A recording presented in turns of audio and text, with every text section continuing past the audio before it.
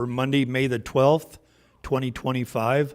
I'll call the meeting to order and ask for the roll call, please. Councilmember Abdelgawad. Here. Councilmember Baker. Present. Councilmember Barber. Present. Councilmember Burke. Present. Councilmember Circo. Present. Councilmember Ingert. Present. Councilmember Holman. Present. Councilmember Mills. Present. Mayor Turnbow. Here. We have a quorum. Would you please rise and join me in the Pledge of Allegiance? I pledge allegiance to the flag of the United States of America and to the republic for which it stands, one nation, under God, indivisible, with liberty and justice for all.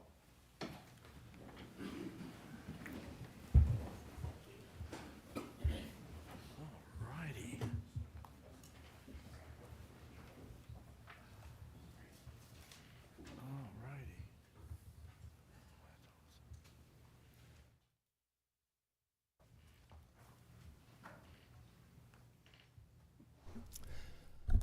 Good evening.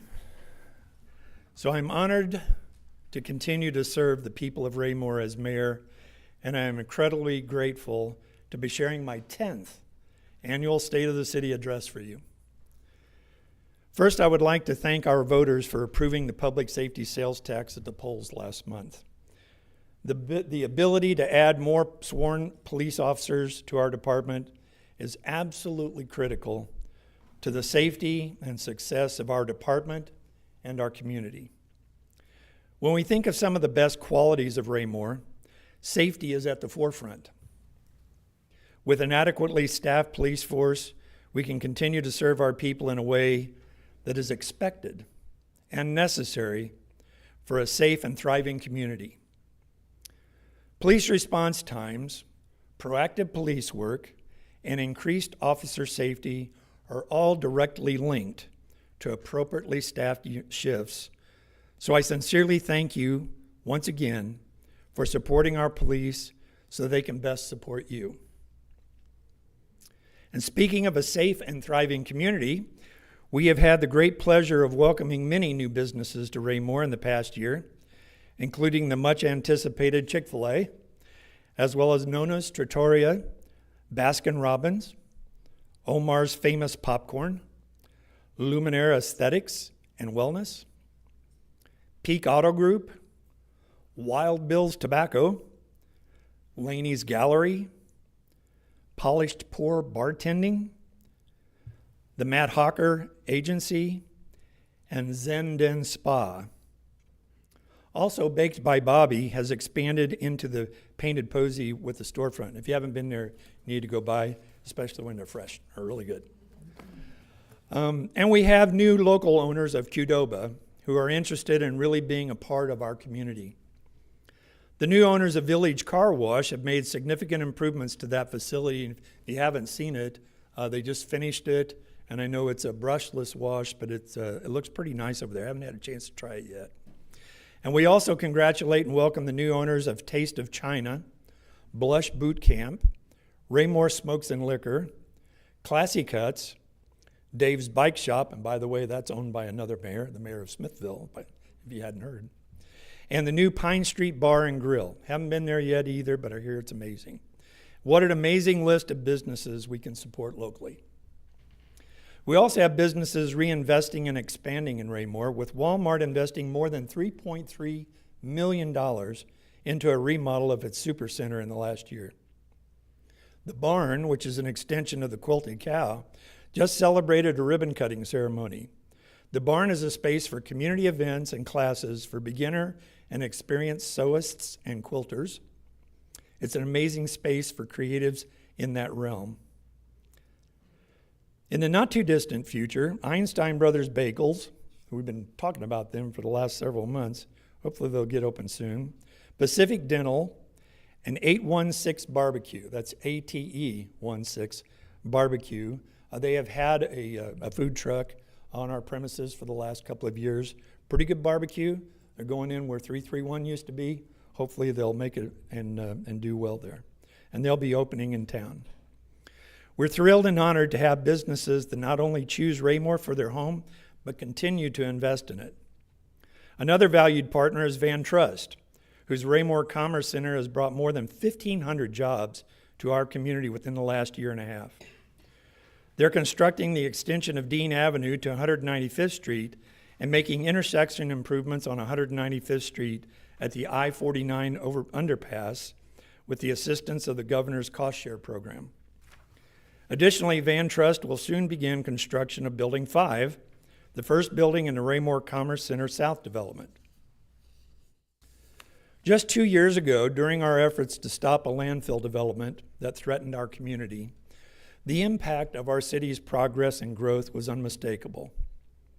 Our single-family home permits dropped to the levels not seen since the 2008-2012 recession. But by successfully quelling that threat, Raymore has reaffirmed its appeal as a vibrant, welcoming place to live.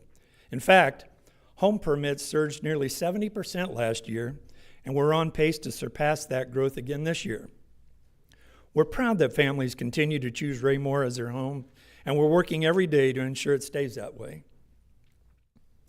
Growth is evident across the city. The Ascend Townhome community is adding new available units each week. Infrastructure work is now underway for Creekside Ranch, a unique addition that will feature homes on spacious 3-acre lots at Gore and Kurzweil. Madison Valley is also progressing, with the final 2 phases well underway and many homes already in the framing and finishing stages. We're also making important improvements that support this growth. The completion of Sunset Lane will improve access in and out of Madison Valley and creates another north-south corridor through town. This project is on track to be completed this summer. The long-awaited Ward Road construction wrapped up last fall, a major milestone that now allows us to focus on our next significant infrastructure priority, Kurzweil Road. Kurzweil Road will soon be under design, with groundbreaking expected next spring. I know we were hoping for this summer. It's next spring. MoDOT's I-49 and Route 58 interchange project is closer to becoming a reality. We are excited to share more information from MoDOT as it becomes available, and we encourage you to participate in an upcoming public meeting, likely this summer or early fall, where MoDOT will share more details about the project.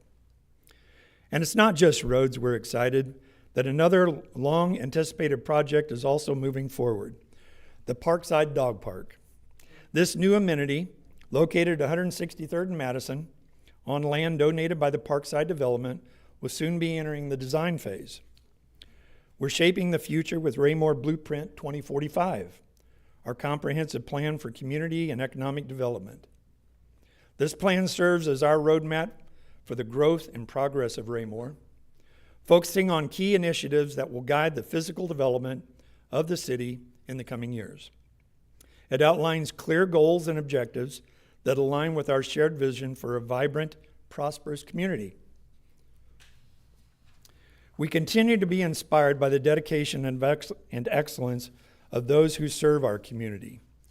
2 of our police officers, Lieutenant Miller and Sergeant Foster, were recognized for their outstanding work on a federal investigation that brought dangerous drug traffickers to justice. Drug traffickers who were responsible for the fentanyl deaths of 3 area teens. Their efforts helped save lives and made our region safer. Another point of pride for the 21st consecutive year, our finance department has received the Government Finance Officers Association's highest honor, the Budget Presentation Award. This reflects the professionalism, precision, and commitment of our finance team in managing public funds responsibly and transparently. 21 years in a row is an extraordinary accomplishment. Of course, excellence isn't limited to any one department. Across every division, our city staff work tirelessly to provide high-quality service to our residents. I'm incredibly proud of the dedication they show each and every single day. We're deeply grateful for the dedicated service of our volunteers who serve on the city's boards and commissions. Their time, insight, and commitment play a vital role in shaping the future of our community. By lending their talents and perspectives, they help guide important decisions, ensure transparency, and strengthen the connection between residents and local government. Raymore was named one of the most neighborly cities in Missouri, thanks to the Neighborly Acts and that our residents took part in during Missouri Good Neighbor Week. It's a wonderful reminder that strong communities are built on strong relationships. Let's keep that spirit going. Take the time to get to know your neighbors, because in Raymore, being neighborly is more than a value.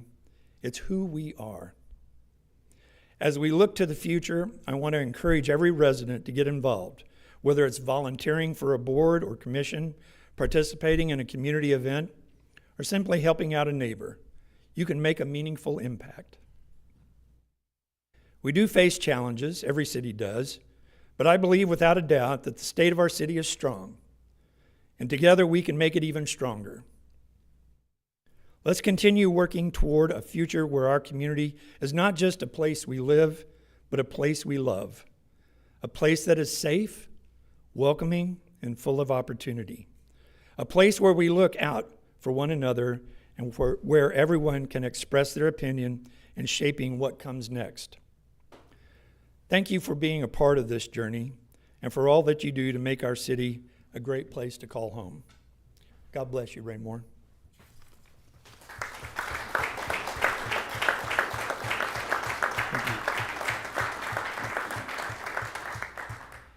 So you're going to be hearing from me a little bit more. We do have 3 proclamations on our agenda this evening, the first of which touches close to home for me, and this comes from the heart. It's a proclamation for National Police Week. Whereas in 1962, President John F. Kennedy signed a law designating May 15th as Peace Officers Memorial Day, and the week in which that day falls as National Police Week, honoring law enforcement officers throughout our country who perform dangerous and often thankless duties. I want to bring the group up. Yep. I'd like them to be up here with us.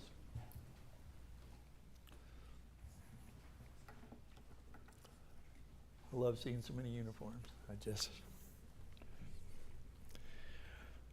Whereas by swearing an oath to uphold the law and protect our citizens, police officers selflessly put themselves in harm's way each day and seek to mitigate the threat in dangerous situations while others seek refuge.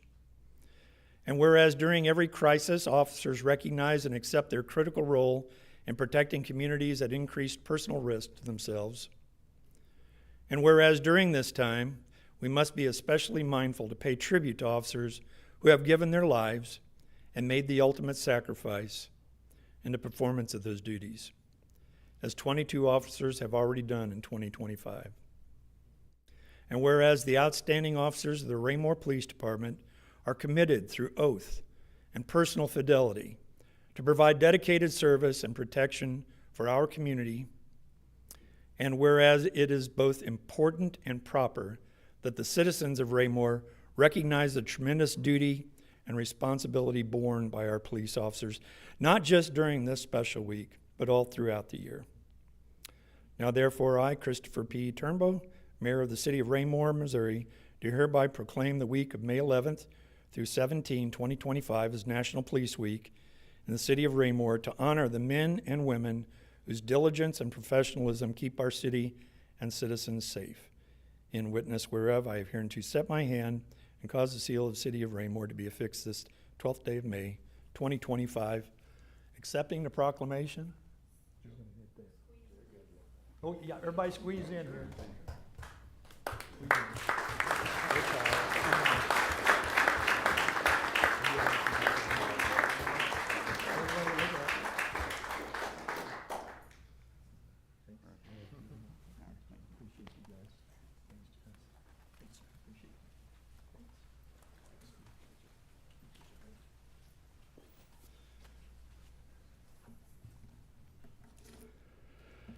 And now another vital department in our city is being recognized. This week is also Economic Development Week. Jordan, you want to join me up here? Yes. Okay, thank you. Whereas more than 100,000 economic development or related professionals worldwide are committed to creating, retaining, and expanding top-tier opportunities that facilitate long-term, equitable community growth, and whereas the economic development profession cultivates thriving neighborhoods, champions sustainability and resiliency, boosts economic prosperity, enhances the quality of life, and builds robust tax bases. You do all that? That's a lot. All in favor? I know, right? And whereas economic development professionals operate throughout diverse economic environments, including rural, suburban, and urban settings, local, state, provincial, and national governments, public-private partnerships, chambers of commerce, institutions of higher education, among many similar organizations and associations. And whereas economic development professionals serve as stewards, bridging connections between community stakeholders such as residents, business leaders, elected officials, industry executives, and educational administrations to collaborate in promoting job creation, community investment, infrastructure advancements, and an optimistic future. And whereas the City of Raymore supports our local businesses that create jobs, boost our local economy, and preserve our communities, and whereas since 1926, the International Economic Development Council has been a leader and driving force in advancing economic development initiatives with a steadfast commitment to fostering growth and prosperity in communities of all sizes worldwide through equity, inclusion, sustainability, resilience, and innovation. Now therefore, I, Christopher B. Turnbull, Mayor of the City of Raymore, Missouri, do hereby proclaim May 12th through 16th, 2025 as Economic Development Week in the City of Raymore, Missouri, and remind individuals of the importance this community celebration, which supports expanding opportunities, bettering lives, and moving society forward, and witness whereof I have hereunto set my hand and cause the seal of the City of Raymore to be affixed this 12th day of May 2025. And I'll present this to Jordan, our Economic Development Director.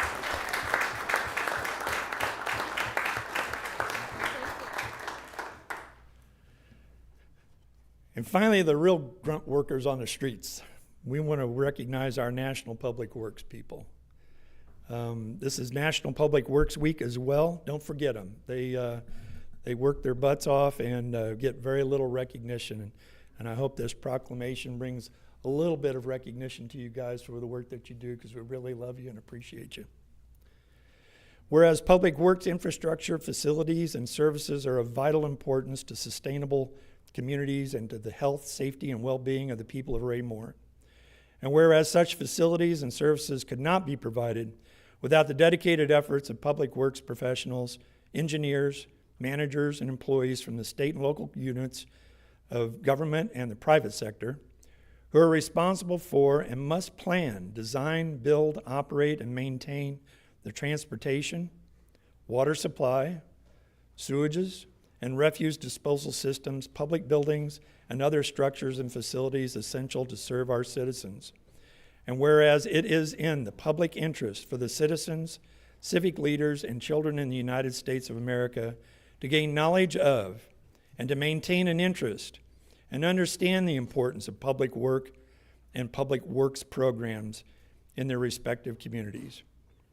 And whereas the year 2025 marks the 65th Annual National Public Works Week, sponsored by the American Public Works Association. Now therefore I, Christopher B. Turnbull, Mayor of the City of Raymore, do hereby proclaim the week of May 18 through 24, 2025 as National Public Works Week in the City of Raymore, Missouri, and urge all citizens to recognize the importance of our Public Works Department and the substantial contributions they make to our health, safety, and welfare.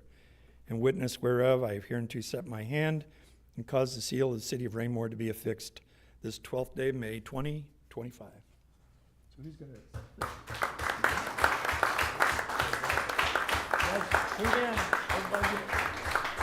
I know you guys get more credit.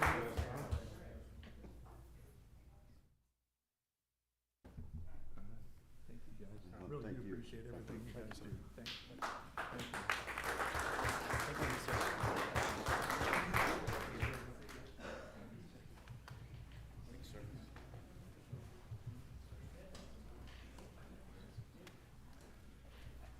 All right.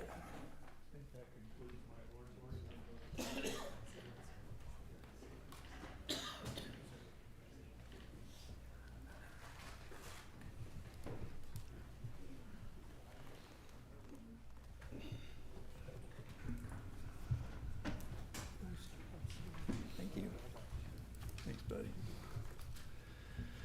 Next on our agenda was supposed to be personal appearances, but Mr. Wilson has decided to move his appearance before the council to June the 9th. So he will not be here with us this evening. So we'll move on to staff reports. Mr. Fearborn. Thank you, Your Honor. I would ask Mr. Gress to make a staff report for Development Services. Thank you, sir. Mayor and council, within your packet this evening was a department report for the month of April. A couple of things I wanted to highlight, maybe as a follow-up to the mayor's state of the city, really deals specifically with our single-family building permits. Looking at the month of April, you can see that we issued 20 permits this year, which brings us up to 55 permits this year so far for the calendar year. Comparing that to where we were in 2024 at the same time with 18 permits, we were doing a little bit of analysis of our permits here over the last couple of weeks. And consistently this year so far, we have surpassed our year-to-date from the year prior, which is really good to see with a couple of projects that are under construction in Parkside, a couple phases in Creekmore, Madison Valley. So a lot of housing construction that seems to be spread across the community fairly well. So a really good position to be in this time of year for housing construction. The other thing I wanted to note, we did hold the ribbon cutting for the barn, as the mayor alluded to last week, which is the expansion of the Quilted Cow. And so really happy to have that project, at least their first phase of it, complete and open for business. If you haven't stopped by, take a look. It's always interesting the amount of people that business brings into our community from outside Raymore, from all over the state. So very busy business to have in the city, which is really good.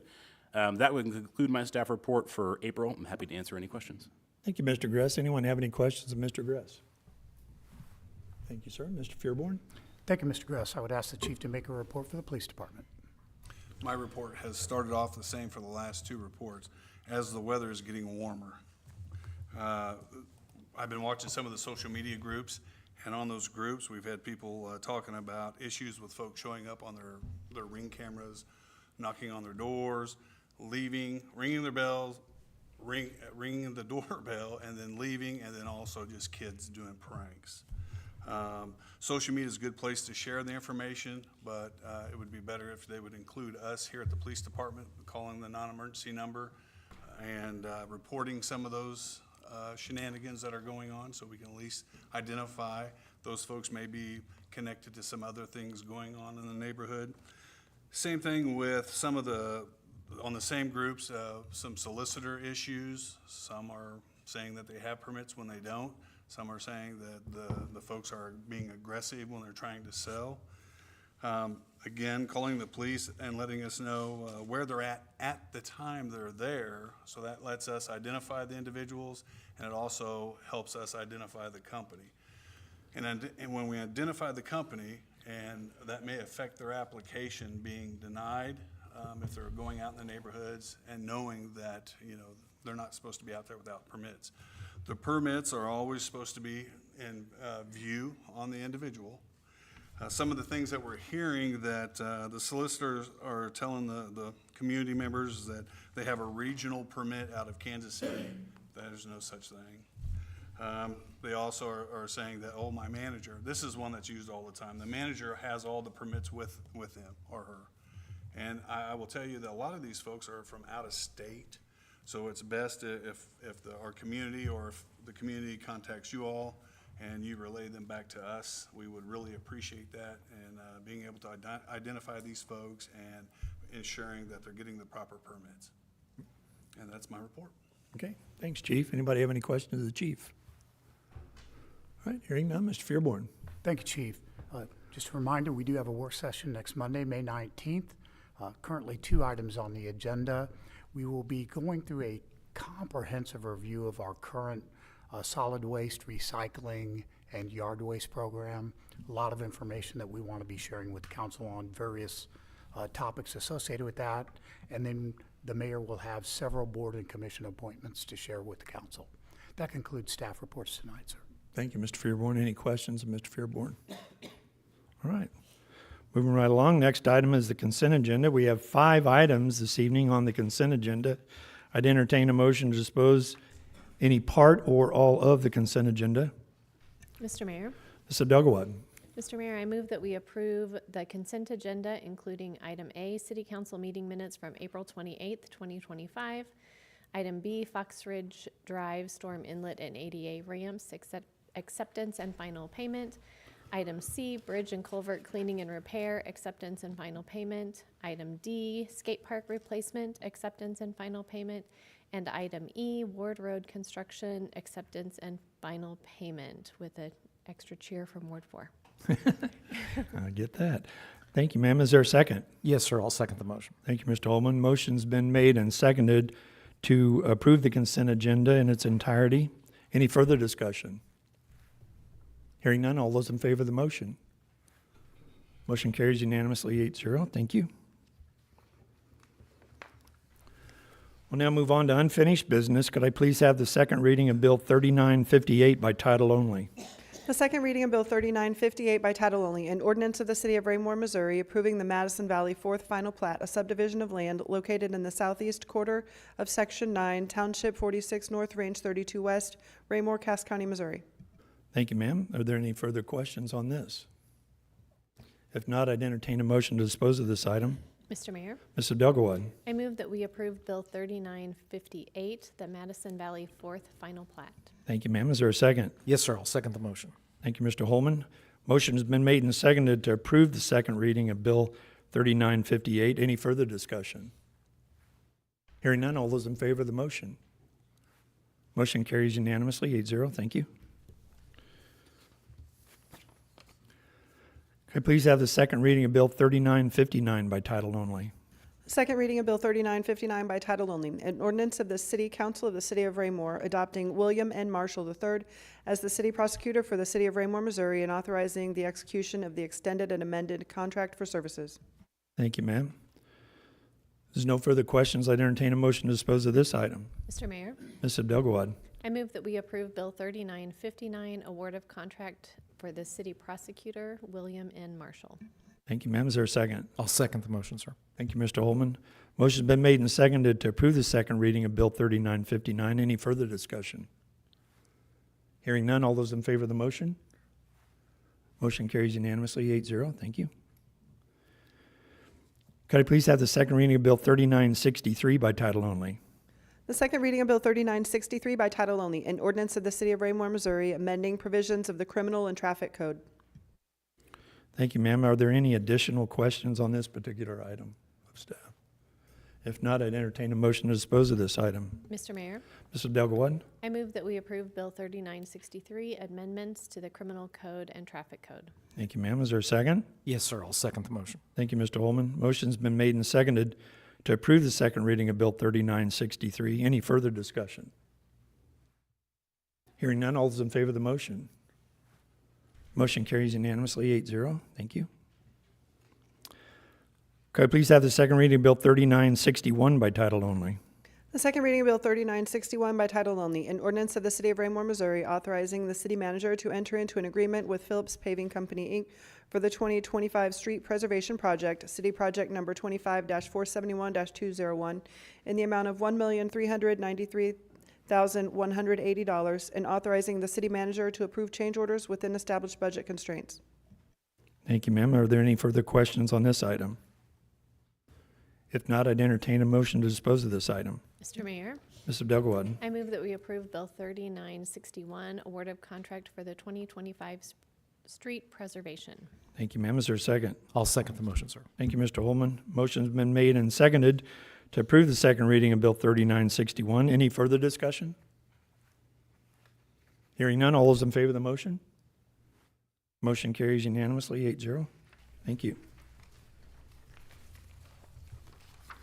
We'll now move on to new business. Can I please have the first reading of Bill 3969 by title only?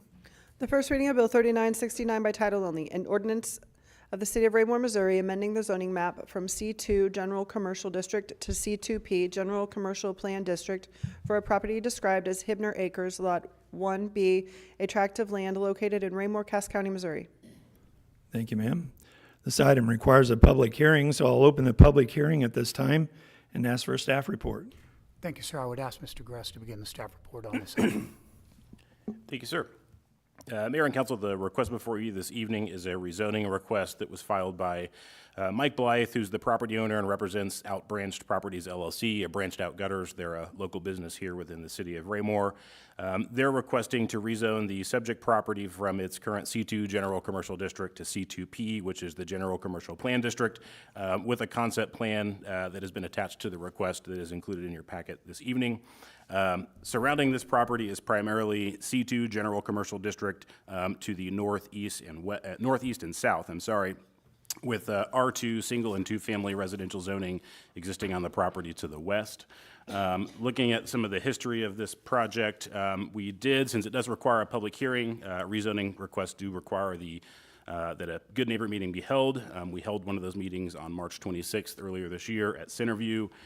Myself, our city planner, the applicant and their team, and one resident attended the meeting, and we discussed some of the components of the project, and the resident in attendance was generally in favor of the project and their request. Some of the history on this project and how we got to today, and the applicant will kind of speak to this as well, is some of the unique characteristics about the property. In general, the property has no street frontage along 58 Highway or Rice Street, which is the street the backside of the property, and then about a third of the property it serves as the regional storm detention facility for this property, Casey's, Dollar General, and I believe O'Reilly. So a fairly good portion of the site that is set aside and unusable, for what the applicant is seeking to do. So those two or three factors combined culminated in what was the first application that we worked with the applicant on filing, which was a variance of use request, which went to the Board of Zoning Adjustment on February 12th. The applicant had requested to allow for the construction, sales, and service land use on the property as a variance of use. In their review of the request, the Board of Adjustment voted to approve the request with 4 different conditions, and I'll kind of outline each of those as they do kind of relate to the zoning request that's in front of the council this evening. The first condition dealt with, in exchange for allowing the construction, sales, and service land use on the property, the Board of Adjustment did vote to limit 9 additional uses that would currently be allowed on the property. As they relate to the adjoining residential property, the 9 uses, which include, I'll name a couple here, the adult business, animal services or a kennel, lodging, self-storage facilities, vehicle sales and service, things that would have a little bit more detrimental use in the zoning district that would be allowed. The Board of Zoning Adjustment recommended that we limit those uses and make them prohibited under the planned district overlay in exchange for allowing for the construction, sales, and service use. The second condition was that the applicant was required to file the land use application to request the rezoning to the C2P General Commercial Plan District for the purposes of establishing a couple different specific design and development standards for the property, which have been attached to the MOU and the plan that's before the council this evening. Following the approval of the rezoning and conceptual site plan, a site plan shall be submitted, a site plan application to the Planning and Zoning Commission, which should reflect the requirements that were outlined in the MOU. And then lastly, that rezoning application should be filed within 1 year of the decision of the Board of Adjustment, or the variance approval would become null and void. All requirements of the approval of the Board of Adjustment have been met in the application, as included in your staff report. Within the staff report, you'll see the development standards for the property remain the same. The setbacks and open space requirements all remain the same. And in general, a couple different things about the zoning request. So the P district overlay, which is included in Chapter 415 of the Unified Development Code, the intent of that is to achieve a little bit higher quality development in exchange for, in this case, the couple things I'll go through here in the staff report. Within that, though, is a list of 7 items that are considered items that should be included in the project in exchange for some of those other requirements. And those things include items like a public plaza, public art, a kind of a central clock tower, different bike and pedestrian amenities, and items that are generally intended for a more larger commercial development where you have multiple businesses, where patrons and customers are generally mingling in between buildings or properties. In general, those are items that are intended to be utilized by the general public. So when we were working with the applicant on their project here to kind of meet what their needs were for their business, we took a closer look at what the needs were for the site, which in this case were more towards a little bit higher building design standards to keep it a more commercial looking building, as well as the screening that was between the subject property and the residential property that sits behind it. And so what the staff ended up recommending to the Planning and Zoning Commission, which is listed underneath this section in our code, would be to waive those general requirements that are intended for a larger size project, and in exchange for limiting some of the commercial uses that staff had some concerns about in that specific location, in addition to the enhanced screening that staff was working with the applicant on. The Planning and Zoning Commission did agree to waive those requirements in exchange for some of the development requirements that we put into the MOU that's before you all this evening. It was staff's interpretation that those items would provide a more discernible impact and protect some of the issues that we were trying to resolve as it relates to the impact of the development of this property in general to the commercial and residential properties around it. So within your packet is a conceptual plan and a couple different building elevations of what the applicant is requesting to accomplish. Staff has submitted the proposed findings of fact for the council's consideration. At their previous meeting, the Planning and Zoning Commission did vote 7-0 to recommend the approval of the rezoning. If the applicant is successful in obtaining the P district overlay for their project, the next step would be for them to file a site plan with the Planning and Zoning Commission, which would provide a little bit greater level of detail than what the concept plan accomplishes. So again, staff does recommend approval of the request. I know the applicant and their engineer is here in the audience if the council has any questions, and that would conclude my staff report. Thank you, David. It's a pretty comprehensive report. Does the developer wish to address the council on this particular topic? I think David Dress handled it pretty well for us. Okay. Appreciate y'all's attention to the matter. All right. Thank you, sir. Anyone have any questions of staff on this particular item? All right, if there are no further questions, I'd entertain a motion to dispose of this item. Oh, wait a minute. Got the public hearing. Public hearing's open. So anyone from the public would care to address the council at this time on this particular matter, please step forward, state your name and address for the record. Try to keep your comments to 5 minutes or less. I see no one coming forward, so I'll close the public hearing. And now I'd entertain a motion to dispose of this item. Mr. Mayor, Mr. Dugawad. I move that we approve Bill 3969, Hibner Acres Lot 1B rezoning from C2 to C2P. Thank you, ma'am. Is there a second? Yes, sir, I will second the motion. Thank you, Mr. Holman. Motion's been made and seconded to approve the first reading of Bill 3969. Any further discussion? Hearing none, all those in favor of the motion? Motion carries unanimously 8-0. Thank you. And thank you for being here this evening. Appreciate you. Next item, we have Resolution 2518. Would you please read that? The reading of Resolution 2518 by title only, a resolution of the City Council of the City of Raymore, Missouri, adopting the Blueprint 2045 Comprehensive Plan. Thank you, ma'am. This also requires a public hearing, so I'll open a public hearing at this time and ask for a staff report. This long-awaited staff report will be from Mr. Gress this evening, sir. Thank you, sir. I am pleased to present to the council for their formal consideration the draft Raymore 25 Blueprint Comprehensive Plan. As the council will remember, we've had a couple different discussions on different topics as it relates to the comprehensive plan. We started this project back in 2021, following up from a couple of the different community conversations that we had as a council with a couple of different our boards and commissions and staff. Ended up developing a draft framework for the plan internally with staff, all the various departments across the city.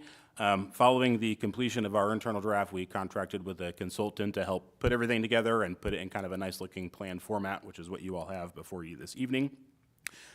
Most recently this year so far, the Park Board has had a chance to review the plan overall, but with a specific focus on their Parks Master Plan, which is a component of the comprehensive plan.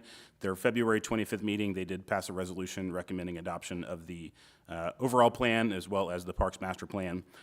Following that, at the March 3rd work session, the City Council had a chance to discuss a little bit further the topic of housing and some other components of the plan as it relates to housing development in the city. And then most recently at their, on their March 18th meeting, the Planning and Zoning also had one additional chance to review the plan, seek any additional feedback or direction from staff. At their May 6th meeting, the Planning and Zoning Commission held a public hearing for the adoption of the plan and did unanimously vote to forward it to the City Council with the recommendation of approval. And tonight, the plan is before the council for your formal consideration. A couple of different things that I wanted to highlight, assuming that we adopt the plan this evening, just to kind of give the council a heads up of things that staff will be working on following the adoption. Chapter 6 of the plan, which is the implementation chapter, provides a good table framework for various kind of immediate, short, and long-term steps and projects that can be undertaken by staff over the next 20 years. The first goal within that is a kind of a thorough review of our different code requirements, development requirements, to make sure that they align with some of the goals that are in the plan. So internally, staff has already started to kind of develop the framework for doing a comprehensive review of our Unified Development Code with kind of a focus on some of the neighborhood and development standards that we've talked about briefly here with the council. Looking at some of our use standards and our use table for different residential and commercial uses within the city, looking at different landscaping, screening, and development requirements, and then last but not least would be making progress on adopting the new sign code that we've talked about here a couple different times as well. So again, the Unified Development Code is the kind of the document that guides a lot of the growth in the city, and so our first step is to kind of take a close look through that document and make sure that it's accomplishing the types of projects that the council and the community wish to see. So staff looks forward to working on that over the next several months and reporting back to the council throughout the next several months. With that, I would conclude my staff report with the recommendation approval from Development Services, and happy to answer any questions. I zoned out there for a second. You did tell them that the zoning, planning and zoning did give it a unanimous approval, correct? Yes, correct. Okay, good. All right, thank you, sir. Any questions of staff? Did you have anything to add to that, Mr. Fearborn? No, sir. Okay. There are no questions from staff. Is anyone from the, this is a public hearing. If anyone from the public would care to comment on this particular item, please step forward, state your name and address for the record. Try to keep your comments to 5 minutes or less.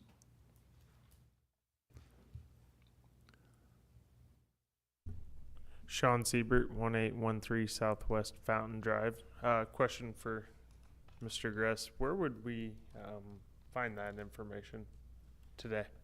So we have kind of a draft outline of a website of where we intend to publish the plan. As part of this project, we did, with consulting with Olson, we've also created more of an interactive story map. And so it gets away from kind of the 400-page document that the council received in your packet. Can be a little bit clunky to search through and kind of understand. So we'll be working on publishing that on the website, working with Ms. Harmer and her department to kind of make that accessible and easy to find. But it'll be replacing the current plan section of the website that has information about the current growth management plan. Okay. And we'll be working on that over the next couple Yeah, of weeks. and Sean, if you're interested now to look through it, it's been part of the packet for planning and zoning at that particular meeting that's on our website, as well as this one tonight. So it's in our board packets. Okay. Mm-hmm. Anyone else? Seeing no one else come forward, I'll close the public hearing at this time, and I'd entertain a motion to dispose of this item. Mr. Mayor, Mr. Delgawad. I move that we approve Resolution 25-18, Raymore Blueprint 2045 Comprehensive Plan. Thank you, ma'am. Is there a second? I will second the motion, sir. Thank you, Mr. Holman. Motion's been made and seconded for the approval of Resolution 2518. Any further discussion? Ms. Abdelwad. Thank you, sir. Just a quick comment. I wasn't able to be at the work session where the council reviewed this. I did look at it, obviously, and I just wanted to personally shout out to the staff. This has been a huge undertaking over many years, and for you guys, I'm sure many, many, many meetings. Lots of your time has been spent on this. So to all of our staff who worked on this, thank you so much for your hard work.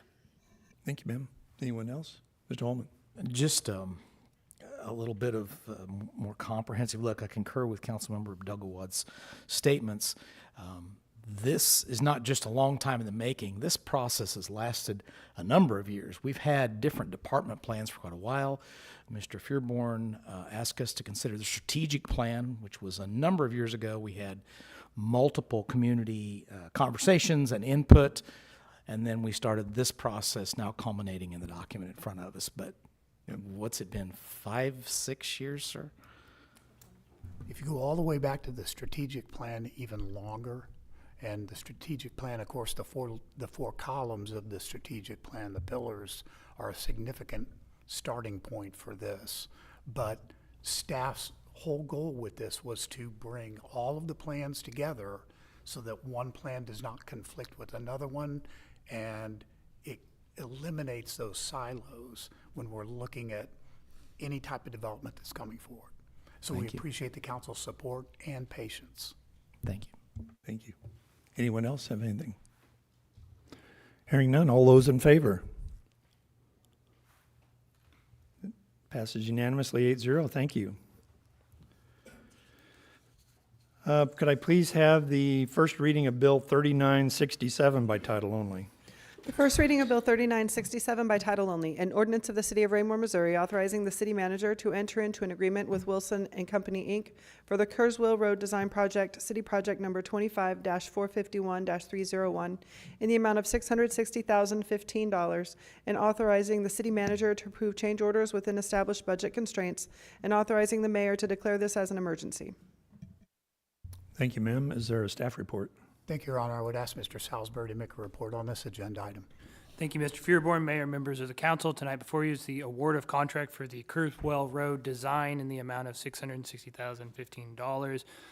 We received 4 RFQs back. They were all very good, but we felt like Wilson and Company's aligned with what we were looking for that design project. So we decided to move forward with them. Our plan would be to have the design completed by this October. That will give us this winter to get all the documents ready for construction, get the project out to bid, and then start construction, hopefully March, April, May timeframe. Cody and Darren with Wilson and Company are here tonight. They're sitting behind me. Happy to answer any questions. They're happy to answer any questions. That concludes my staff report. Okay. Thank you, Mr. Salisbury. Anything to add to that, Mr. Fearborn? No, sir. Okay. Does anyone have any questions of staff? Does have any questions of our of Wilson Company?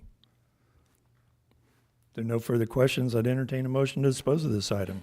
Mr. Mayor, Ms. Abdelgawad, I move that we approve Bill 3967, award of contract for Kurzweil Road design. thank you, ma'am. Is there a second? Yes, sir. I'll second the motion. Thank you, Mr. Holman. Motion's been made and seconded to approve the first reading of Bill 3967. Any further discussion? Hearing none, all those in favor of the motion? Motion carries 8-0. Thank you. As I've declared this to be an emergency, I would entertain the second reading of Bill 3967 in its entirety. The second reading of Bill 3967 in its entirety, an ordinance of the City of Raymore, Missouri, authorizing the city manager to enter into an agreement with Wilson and Company, Inc. for the Kurzweil Road Design Project, City Project Number 25-451-301, in the amount of $660,015, and authorizing the city manager to approve change orders within established budget constraints, and authorizing the mayor to declare this as an emergency. Whereas the Kurzweil Road Design Project was included in the 2020 General Obligation Fund, and whereas bids for this project were received on April 22nd, 2025, and whereas Wilson and Company, Inc. has been determined to be the lowest and best bidder. Now therefore be it ordained by the City Council of the City of Raymore, Missouri as follows. Section 1, the city manager is directed to enter into a contract in the amount of $660,015 with Wilson and Company, Inc. for the Kurzweil Road Design Project attached as Exhibit A. Section 2, the city manager is authorized to approve change orders for this project within established budget constraints.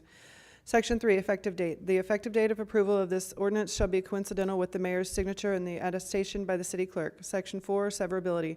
If any section, subsection, sentence, clause, phrase, or portion of this ordinance is for any reason held invalid or unconstitutional by any court of competent jurisdiction, such portion shall be deemed a separate, distinct, and independent provision, and such holding shall not affect the validity of the remaining portions thereof. Section 5, emergency reading. In order to assure timely completion of this project, the mayor hereby authorizes the passage of this ordinance as an emergency. Duly read the first time this 12th day of May, 2025. Be it remembered that the above ordinance was approved and adopted this 12th day of May, 2025 by the following vote. Thank you, ma'am. If there are no further questions, I'd entertain a motion to dispose of the second reading of Bill 3968. Mr. Mayor, Ms. Abdelgawad. just a quick question. Sure. Since we're doing this as an emergency read, would you mind voicing your reasoning for doing it as an emergency this evening? So, Trent, can you offer up a little support for me on that? Because there is no second meeting in May, it's going to push everything back nearly a full month. With the aggressive design schedule, the applicant, or the design firm asked if we could go ahead and move this forward as fast as possible so they can get started. Just to add to what Trent is saying. Could you come to the microphone, sir? I'm sorry. Just Trent explained it pretty well, Council. Just to add to what he's saying, we have survey crews that are lined up and can be ready to mobilize as soon as Monday, the 19th, next Monday. And so in discussions with Trent, he decided to move forward with an emergency reading. We also, our traffic engineers can set up radar traffic counters as soon as this week. And as Trent said, this is an aggressive design schedule with plans needing to be developed by October to move forward with acquisition, any easement acquisitions or right-of-way. So that's kind of where we ended up. And we all know how tough those can be sometimes. It's a Don't we? long-awaited project, and we're really looking forward to, much like Ward Road, developing design plans. So Thank you, sir. appreciate the Which Thank is, you. if I may, Your Honor, Yes, which Mr. is Chairman. further complicated a little bit by, as the council is aware, there are a number of underlying problems which are leading to this project. So there are going to be significant if-thens that they're going to have to figure out. So we want them to have as much time as possible to dig into those problems that exist and see if we can get good solutions for everyone on it. Thank you. Thank you. Any other questions? I'd entertain a motion then. Mr. Mayor, Mr. Abdelgawad. I move that we approve, sorry, I lost the number, Bill number 3967, award of, Oh, no, you're right, 67. 3967, award of contract for Kurzwell Road design, second reading. Thank you, ma'am. Is there a second? I will second the motion, sir. Thank you, Mr. Holman. Motion's been made and seconded to approve the second reading of Bill 3967. Any further discussion? Hearing none, oh, you have got something? Okay. Just a quick comment. We don't do emergency reads very often, and 2 reads with time in between is part of the process. So I just wanted it to be really clear for everyone why we're appreciate doing that. that Yep. emergency read. No, So I thanks totally everyone for understand. entertaining that. No, thank you. I appreciate Mr. Wilson's comments there. All right. Well, all those in favor of the motion? Motion carries unanimously 8-0. Thank you very much. Could I please have the first reading of Bill 3968 by title only? The first reading of Bill 3968 by title only, an ordinance of the City of Raymore, Missouri, approving the Timber Ridge Final Plat, a subdivision of land located in the northwest quarter of Section 17, Township 46 North, Range 32 West, Raymore, Cass County, Missouri. Thank you, ma'am. Is there a staff report? Thank you, sir. I would ask Mr. Gress to begin the staff report. Thank you, sir. The Mayor and Council, the request before you with this application is a final plat approval for the Timber Ridge subdivision, which is generally located between Dean Avenue and South Derby on the north side of Johnston Drive. Current zoning classification is R2 single and two-family residential district, and the surrounding properties would be R3B apartment residential community to the north at the Depot community. On the south side would be R1P single-family residential plan district, which is part of the Timber Trails open space. The east side would be R1 single-family and the Fox Haven subdivision, and then to the west would be a combination of R3AP and PUD within some of the multifamily and assisted living portions of the Timber Trails subdivision. Some of the history on this project, the City Council last saw this project in October of 2024 with the rezoning application and the preliminary plat, which were approved by the City Council and the Planning and Zoning Commission. Some of the background, the development standards are included within the packet for your review.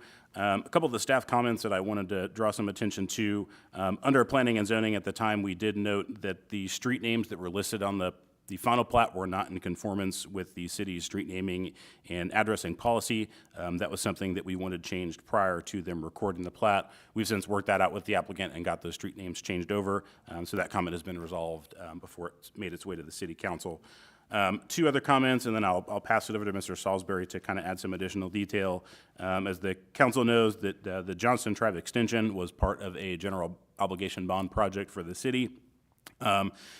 Only covered the extension of the road and the sidewalk on the open space plat to the south. As part of this project, the developer will be installing the sidewalk on the north side of Johnston to connect Derby and Dean Avenue, and then also constructing the streetlights along this section of Johnston Drive as well as part of those public improvements.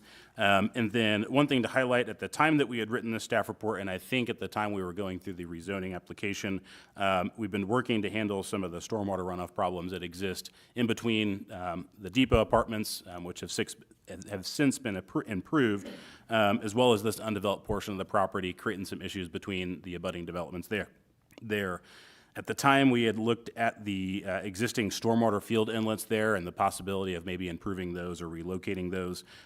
We've since taken a little bit closer look at the property, come up with a couple different options of what the developer can pursue. I'll let Mr. Salisbury kind of explain some of those, and I know the applicant is here as well to provide some detail from their end. Thank you. So as Mr. Gress kind of mentioned, since the writing of the staff report, the drainage has kind of changed around there, and the solution we've come up with has changed a little bit. So originally, we had discussed moving the inlets out of the backyards further to the west. They have proposed a swale and bringing the water from the depot property and their property down into their detention basin on the southeast corner of their property. We think that this will be a better solution than what we had kind of discussed previously. One thing to note is that there is still a 20-foot drainage easement on the backside of those properties on Foxhaven 13th Plat. So that will still handle the water that comes down from 58 Highway, but the applicant will be handling the water from the depot property and his property. Similar to the depot project, it took a couple iterations to get things ironed out and get them just right, but we will not accept the infrastructure until we get exactly what we're looking for. That concludes my staff report. I'll pass it back to Mr. Gress. Okay. Thank you, sir. Just to conclude my staff report, staff has submitted their proposed findings of fact. The Planning and Zoning Commission did review this application at their April 15th meeting and did vote 7-0 to forward it to the City Council with a recommendation of approval. Within your packet is a copy of the draft development agreement. And again, I know the applicant is here this evening to answer any specific questions about the project. That would conclude my staff report. Okay, thank you, Mr. Gress. Anyone have any questions of staff? Yes, Mr. Burke. Thank you, Mr. Mayor. This is just an easy little question about the street names. Burr Oak is listed as one, and usually Burr Oak is spelled with 2 R's, so hopefully that'll be spelled correctly. And then what was the other street that's running north-south, starts with a C? How do you say that? So the drawings that are in the council's packet are actually the previous street names that were not in Okay. conformance. One of the reasons that we elected not to go with one is because we didn't know how to pronounce it either. And then in addition, Burr Oak was actually an existing street name in an adjoining municipality, so that conflicted with the policy as well. So the 4 ones, I don't have them memorized, but they are okay with our policy.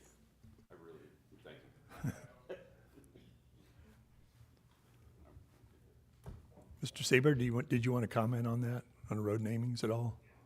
Okay. Sean Siebert, again, 1813 Southwest Fountain Drive in Lee Summit. The street names that we landed on are Timber Ridge Drive, Hazel Street, Shellbark Street, and Ironwood Drive. Okay, thank you.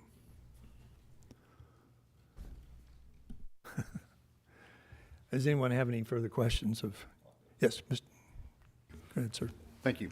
I guess the first question will be an easy one. In regards to the streetlights, I noticed that the sidewalk will be on the north side of Johnson Drive. Will the streetlights be installed only on the north side, or what regulations? I know on Dean Avenue, they're only installed on the east side of Dean, closest to the development properties, but do we have regulations as far as properly lighting Johnson Drive, and do they need to be on both sides of the street, or how will that come down? They will, as part of their street light plan, submit a photometric plan, and it'll show what coverage those lights will be. They will still only be on the north side most likely, but they will have to make sure that they're covering the entire road. Okay. And then secondly, I spent a lot of time, it seems like in the last couple of months over there, talking to many citizens on Darrowby with approximately a 22-foot drop from the ridge line to the backyard. There is a lot of concern that when the depot was built, and it's a proven fact with, I guess, geology, that when you put buildings and concrete on a ridge or on a hill, it's going to accelerate the water flow coming down that hill quicker than it would if you had natural grass and things like that would soak it in. The concern would be, especially like lot number 8 is going to be prone to flooding as what's coming down the hill. I know that the swale, that was an idea, I kind of researched that today. How will that impact the back of the property? Because obviously the swale can't or shouldn't be going on the property owners on Derby, but the width of that swale, do we even have a determination of how much water that's going to have to collect to adequately flow southward to Johnston Drive? And how will that affect the backyards, lots number 8 through 1 on that east side? So I'm going to answer from staff's perspective, and I'll actually probably call on the applicant to give some of the detail. Similar to the homes that exist in the Foxhaven subdivision with that drainage easement, the intent of that is for it to be clear of any fences or structures that would obstruct the flow of water and divert it to where it shouldn't be. But we will also be looking to plat a drainage easement here when that is fully designed. And if Mr. Salisbury has any specific other details, but as I mentioned, the applicant's here to kind of discuss the placement of the buildings, some of the topography with that as well. From an engineering standpoint, the applicant's engineer would use whatever software they have to account for all of the things that you mentioned and make sure that that swale is sized appropriately. I haven't seen the math or anything like that, but that's how they would go about doing that. Okay, and that was my other concern, going through all the documents between what we looked at in October and what we're looking at today. There's not a lot of topography as far as how these duplexes will be laid out, with the ridge line being in the center and then a drop on both sides, east and west, that, I guess the concern of the citizens and the people in Ward 1, especially that area, they took a hit. They're standing water from the depot right now on the back edges of the yards from, the basin that we built in the depot, and then the conjunction of the tubing that comes down to the rock that curves down to the property under consideration tonight. My concern would be that with the depot, we tried several iterations of how to fix it.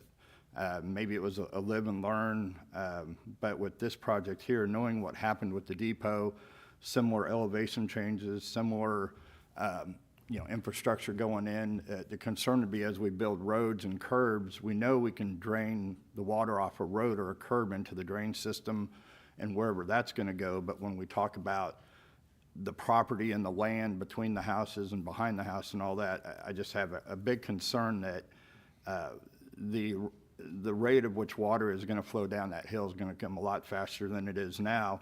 And we're seeing, the residents have to get crafty, actually digging trenches behind their yard to try and get water moving the right direction. But, with that being said, I don't know if we have a good plan yet.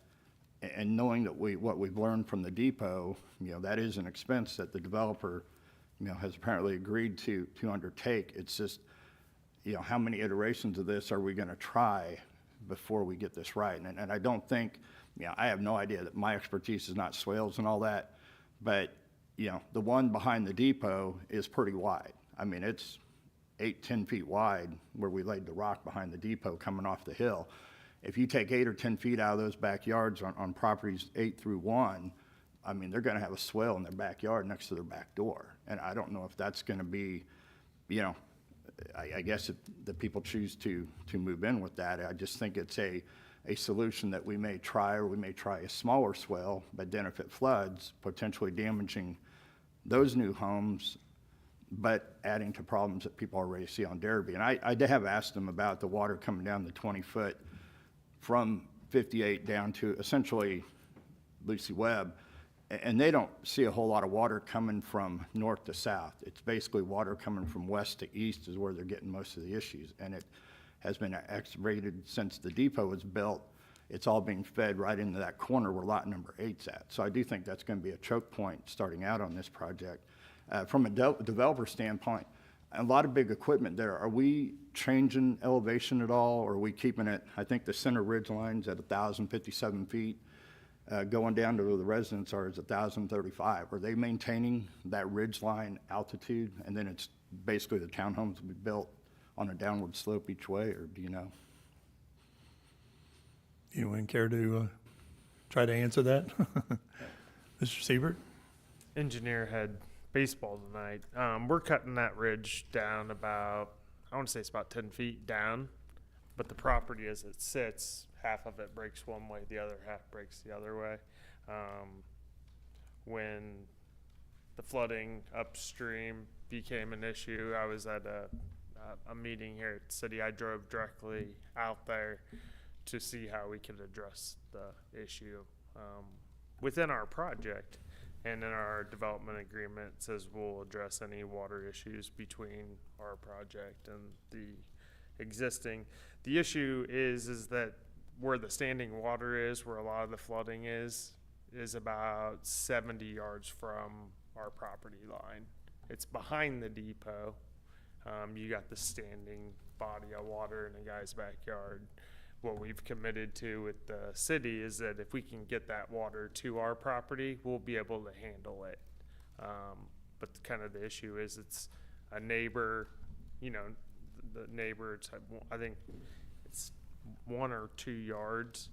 And then you have the depot, and I'm sure if you drive out there today, you'll see a standing body of water. I mean, when I was there, it was after it rained, a couple days after it rained, it was probably 16 inches deep and maybe 20 foot wide. The issue is that it's not close to our property. It's about 75 yards away. So we've worked closely with city staff on how we're going to remedy that. And so I don't know that today we have a technical answer, but what we do know is if we can get that water to our property, then we can handle it and take care of it. But what we've signed in our development agreement is that we're going to make sure that we only improve any type of flooding between us and the existing neighborhood. And me going out on a limb with the depot and the city and the neighbor is we've committed to coming up with a solution to help get that water from where it's standing down to our property. And how we do that, we're going to work with the staff. Yeah, it's my understanding too that you're actually working with the depot to get their permission to enter their property for some restructuring of the land there as well to help move that water down. That's correct. And that's why you talked about the swale. Yeah. And leave the inlets where they're at rather than So move them. it's a matter of getting that water to our property. Right. By cutting probably an additional swale to pipe into the swale that we already have. Sure. So. All right. Thank you, sir. Mr. Burke? Mr. Siebert? But I'm looking at a live topographic map right now of the space, and it looks like to me, based on my previous earth science teaching, that maybe at least half of the water is going to be going to the west or to the southwest towards Johnston or towards Dean. On that, because the ridge comes up right in the middle of the property. So part of it's going to the east, but at least it looks like about half of it would go towards Dean Avenue. If you look at the property as a whole, more than half of it, because we have a large open tract, so more than half of it brings that direction. Thanks. All right. Thank you, sir. Any additional question? Mr. Baker? Yeah, I'd just say, pointing what Councilman Burke said, the difference between water flowing west and east is flowing west, we don't have any adjoining properties or real estate or houses, where going east, we do have existing houses. So if all the water could flow west, it would solve all the problems. We just, in order to flow water from the east bottom, we literally have to pump it up over the ridge line, and I don't think that's possible in a residential area. So there is a difference between the two water flows, but west, it's just going to go into a wooded area. It's not going to affect anything. So, thank you. I've been briefed on the talks that have occurred, and it sounds like they've come to an understanding that's reasonable to me. And with our engineering team, with Mr. Siebert's engineering team, and community development, they've kind of worked this thing out. I think it's going to be fine. There are some obstructions on the existing lands that occur along Darrowby there. People have built sheds and other concrete structures to help redirect the water. I'm not sure that's helpful, but hopefully that it'll work its way out. Anybody else have any questions of staff? If not, I'd entertain a motion to dispose of this item. Mr. Mayor, Mrs. Delgado. I move that we approve Bill 3968, Timber Ridge Final Plat. Thank you, ma'am. Is there a second? Yes, sir, I'll second the motion. Motion's been made and seconded to approve the first reading of Bill 3968. Any further discussion? Mr. Baker. Yes, I'd like to propose a motion to table the consideration of the proposed ordinance until such time as a comprehensive and detailed wastewater management plan is presented. The current proposal lacks sufficient information regarding infrastructure, capacity, environmental impact mitigation, and compliance with regulatory standards which are critical for informed decision-making and responsible governance. Okay, so it's a motion to table. Okay, is there a second? the motion. Thank you, Mr. Mills. Motion's been made and seconded to table this item at this time until a comprehensive study has been conducted. So, I mean, I'm kind of short, but that's pretty much it, right? That's perfect. Okay. Any further discussion on the table? Well, there's no discussion on the tabling motion. So I'll do a roll call on the tabling motion. Yes means table, no means no table. Councilmember Abdelgawad. No? Councilmember Baker. Yes. Councilmember Barber. No. Councilmember Burke. Nay. Councilmember Circo. No. Councilmember Ingert. No. Councilmember Holman. No. Councilmember Mills. Yes. Motion, the tabling motion fails 2-6. We'll now move on to the regular motion for adoption. Is there any further discussion? Hearing none, all those in favor of the motion? I have 6 yes. Any noes? 2 noes. Motion carries 6-2. That concludes our official business for this evening. We'll now move on to public comments. Anyone from the public wish to address the council at this time, please step forward, state your name and address for the record. Try to keep your comments 5 minutes or less. Hearing none, we'll go on to mayor council communication. I'll start with Ms. Abdelgawad this evening. Thank you, sir.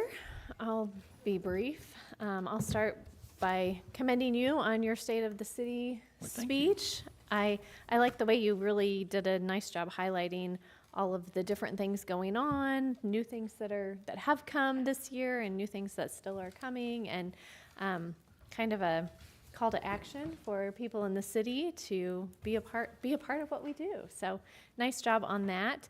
And then of course, for Police Week, I have to say, take a minute to think about the families of those who have lost their lives in the line of duty in police work this week. It's a lot for families of police officers to give, and so keep them in your hearts this week and all the time, but especially this week. Also, on that note, thanks to all of our economic development team and our public works team for their work. Thank you, sir. Thank you. Mr. Inger. I'd like to echo my counterpart's comments as well for the State of the City address. I thought it was well written, and it kind of left me a little excited there at the end that there are a lot of good things going on. There are. The last thing I wanted to say first was coming from the weekly report that the city comes out. And in that weekly report, it says that Communications Director Melissa Harmer was one of 100 honorees across the country recognized as a top influencer in local government. And I think that's something we really should be proud of. So congratulations, Melissa. Thank you. Job well done. Very proud of Melissa. Yes. Thank you for mentioning that. I appreciate it. Mr. Holman. Thank you, sir. I would concur. I thought your speech was inspired tonight. Very well done. And I don't know if, Melissa, if you can note it this way on your resume, but the top 100 under 100, perhaps. That's all I have, sir. Thank you. Mr. Burke. Thank you. I was at a family gathering this weekend with some extended in-laws that I hadn't seen in years. And we were talking, and they were like, "Oh, did you hear about that landfill they tried to do out there towards you?" And I'm like, "Yeah, I did. I'm proud to say that we killed it, and we had some legislation passed at Jeff City." So that was most of the time people don't. They're like, well, I don't know where you live. But it was nice to hear somebody who was excited from the outside, that was just excited because this is, the whole Longview area is such a beautiful area. People value it. And then also in the audience, one of the people that was recognized, I won't call him out, but I think I met him when he was 14, probably in like 2000 or 2001. So because we're both so old now, I'm not gonna point it out, but he was my science student, and we did talk about the issues that we talked about from the landfill while he was in my class. Thank you. Mr. Mills? Thank you, Mayor. I would just like to say I was very impressed by the number of our public works employees and our police officers that came out tonight for the resolutions. I think that speaks a lot, that they just don't take that for granted, that they do feel appreciated, and we do appreciate them. But I want to thank them for coming out, because I think that was a really good showing. And it meant a lot to see everybody there and out there for the resolutions. And then lastly, I'll just mention on Timber Ridge, it appears that the majority of the council believes that you'll be able to engineer this thing and solve the water problems. I know Mr. Baker and I would like to have seen those detailed engineering up front, but I pray and hope that you are able to come through and solve this problem. It'll make a big impact for a lot of people there in the ward. Thank you. Mr. Mills? I mean, Mr. Baker. Sorry. Say what? Oh, thank you. I want to first say that thank you for the state of the city speech, and the one part in there too as well that was kind of impactful to me is encouraging our residents to get involved in our city and the future of our city, whether it's contacting staff, contacting elected officials, contacting neighbors. I think the involvement of our community is what's going to make us a stronger city, continuing to be a strong city down the road. The Sunset Lane expansion, getting excited for that. I actually had my drone over it. I've got a new video that I'm actually getting put out on my YouTube page, but looks really good from the air at 400 feet. All that. The first concert is in June 13th, so no pressure, Mr. Salisbury, to get that thing open before then, but looking forward to be able to utilize that. And then also lastly, if you haven't listened to the Say More and Ray More podcasts, I have not listened to any of them. I actually did all of them this weekend because I had nothing to do. But very professionally done by Mrs. Harmer. And that's something that not a lot of cities, I think, have podcasts like that. And if you listen to it, hopefully that's something that keeps picking up steam. And the uniqueness of it, that's something that puts Raymore kind of out in front of that type of communication. Maybe that's why you're in the top 100, because you came up with that. So thank you. Thank you, sir. Mr. Circo? Thank you, Mr. Mayor. Again, our public works, they do work very hard. I had a situation a few years back, Sunset and Maple, had a big sinkhole cave in. A person on the corner called me, Richard. We came out there, we saw this big problem. I called into the city. Within 45 minutes, they had a whole crew out there. They were covering it. They had the orange stuff to cover the whole, making sure people wouldn't get in there. And they were very prompt late in the night. So we do have a great staffing of our public works, economic development. We're doing great. We've got to move forward. There's a lot going on, especially this day and age, I understand. So, Jordan, you're doing a good job. And I really want to say, that I'm a big advocate for PD. I am so excited this is a week. Actually, National Police Day is Thursday, the 15th. That's the actual day of the week to celebrate it. So I encourage anybody running around, if you see our officers in there, they stop in to get lunch or they stop and buy them coffee, do whatever. It is our PD, and the PD has been very outstanding for many, many years in this city. They've always stepped to the top of the class. They do very fine from the very top to the very bottom, new recruits and all. But I'm very excited about National Week, Police Week. I'm really big advocate again. I'm really excited about our security and safety of our PD and how they really take care of our city, our residents, our people, and they know it too. And that's why you've got that big vote on that tax. 68% yes, 37% no, and that's why it happened that way, because they do love the PD, and they do have our PD in our city in mind for safety. That's why they come here. If you ask a lot of people when they came from Blue Springs, I did over a few years, and that's what they say. Now we're coming there for safety to Raymore. So congratulations, Chief, on that, and all your officers, how good job they do. So very excited about the National Police Week. Thank you. And Mr. Barber? Thank you. I didn't know Mr. Circo was going to take part of my time, but No, Mayor, great job, great state of the city. It was full of good news and a good future. I appreciate that. And I won't repeat, but all the proclamations were well-deserved. I'm going to personalize this a little bit. Tomorrow, my wife and I celebrate our 25th wedding anniversary. We moved to this city, built our first house 25 years ago. And this was a different city. It was a different neighborhood. The developers kind of did what they wanted to do, and the city let them do it. And that's why I'm not concerned about how we handle business today and how developers work with the city and we work with the developers. It was much different 25 years ago. They promised the moon, and nothing happened. And really, that's why I moved into my second house, because it was a planned community, and I could look and see what was going to happen and what wasn't going to happen. And so that makes a difference. So we don't do business today like we did 20 years ago. But again, I'm confident that staff, confident that the engineers and everybody will work out problems, and problems will happen, and we'll get those resolved. Thank you. Thank you, sir. And you guys have heard enough from me tonight, so I have no report to give other than say how proud I was to provide those proclamations and the state of the city. We do have a reason to go into executive session, is that correct? So I'd entertain a motion to go into executive session.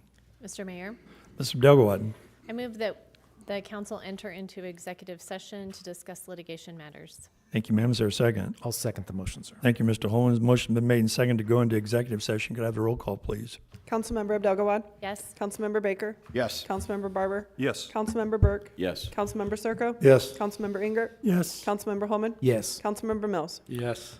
Motion carries unanimously. We'll now move into executive session, and when we adjourn from executive session, we'll come back